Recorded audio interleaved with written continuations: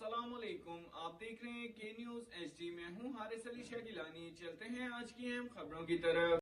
رخ کریں گے خانے وال کا، جہاں سے رپورٹ کر رہے ہیں ہمارے نمائندے حاجی ساجد محمود ملک۔ پولیس تھانہ مخدوم پور جرائم کنٹرول کرنے میں مکمل ناکام۔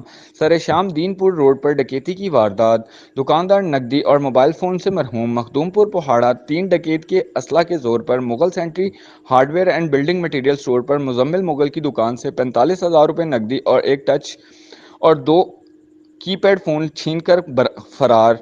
پولیس نے روایتی سستی کا مظاہرہ کرتے ہوئے متعدد بار 15 کے باوجود 1.5 گھنٹے بعد نہ پہنچ سکی، جبکہ تعاقب کرنے والے عینی شاہدین کے مطابق ڈاکو قریبی آبادی میں آسانی سے روپوش ہونے میں کامیاب ہو گئے۔ اہل علاقہ نے آئے روز ہونے والی وارداتوں پر تشویش کا اظہار کیا اور قامے والا اصلاح احوال کا مطالبہ کیا جائے۔